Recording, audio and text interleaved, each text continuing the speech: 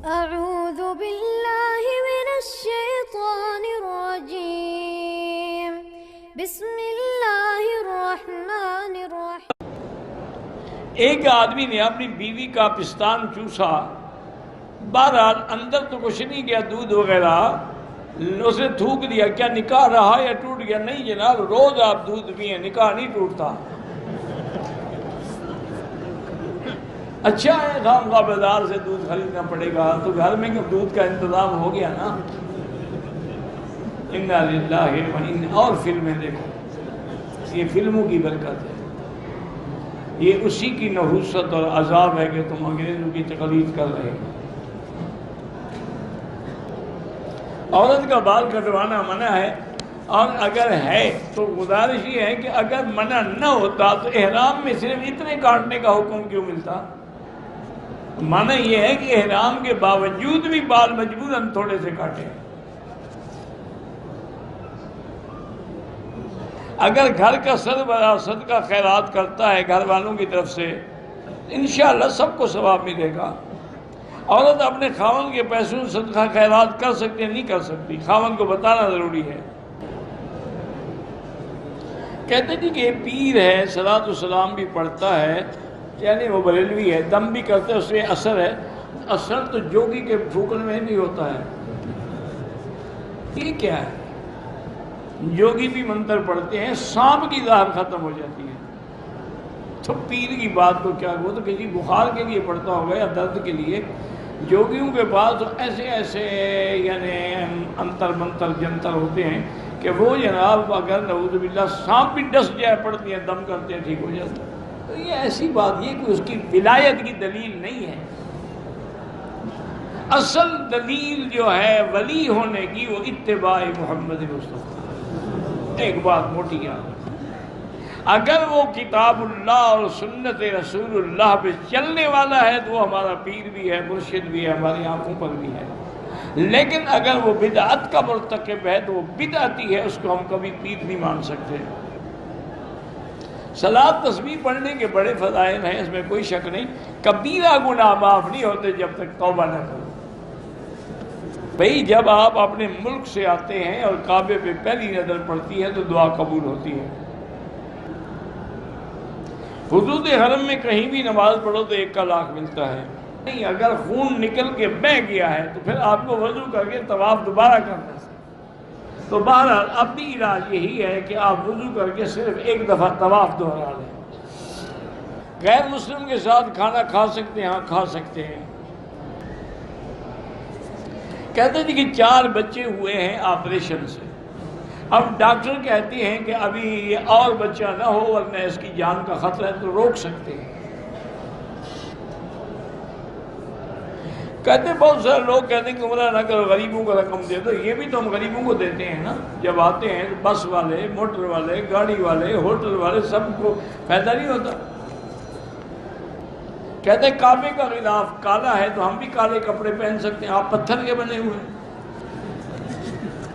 آپ پہلے پتھر بن جائیں پھر کالے کپڑے پہن۔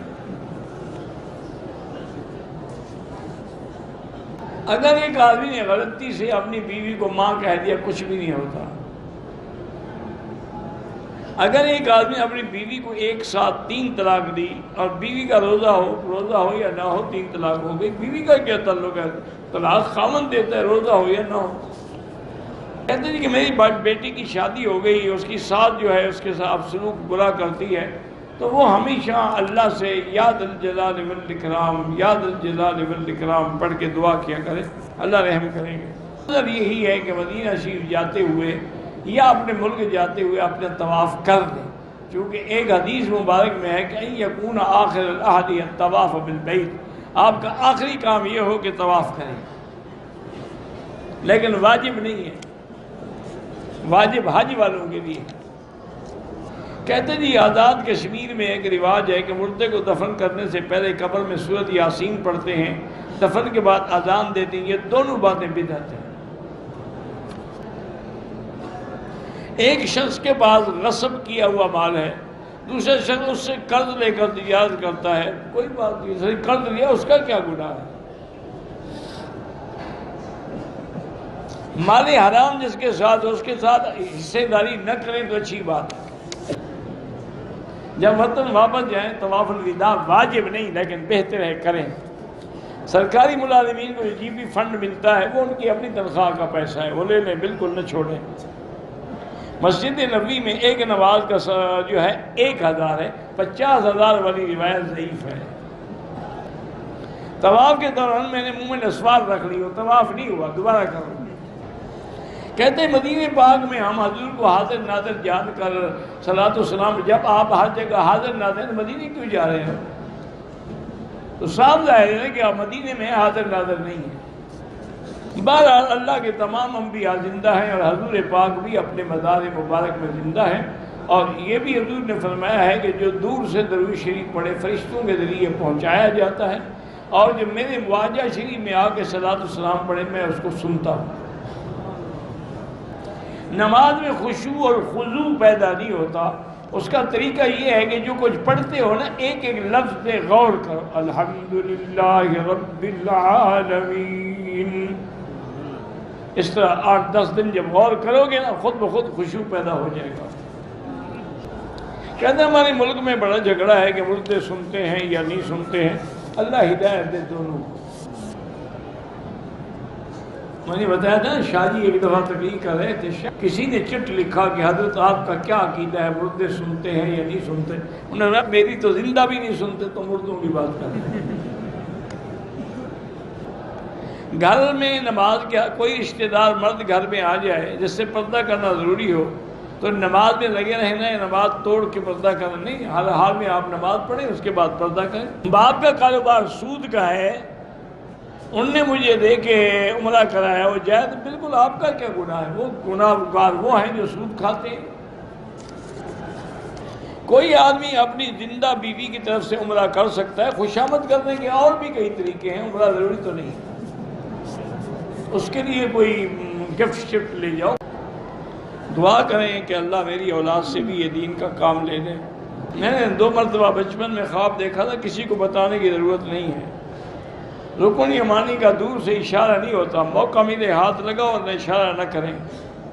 عمرہ کر کے اپنا سر نہیں مڈاتے، جیسے کہ ہمارے ہاں کے بڑے بڑے لوگ آتے ہیں سر نہیں مڈاتی، احرام عمرہ نہیں ہوتا، دم پڑ جاتی ہے، اور ان کا احرام بھی نہیں ختم ہوتا جب تک سر نہیں مڈائیں گے، بال نہیں کٹائیں گے، ان پہ دم پڑتی رہے گی۔ بڑے لوگوں کا کیا ہے تمہارے ہاں تو بڑے لوگوں کا یہ حال ہے کہ ان کو قل هو اللہ احد بھی نہیں آتی۔